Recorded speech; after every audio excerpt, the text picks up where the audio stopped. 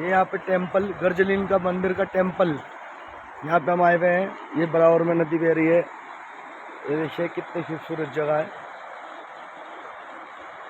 ये भाई लोग देखो एंजॉय कर रहे हैं, नहा रहे हैं। ये देखो यहाँ पे दूर से दूर तक ये मंदिर की सब है जगह।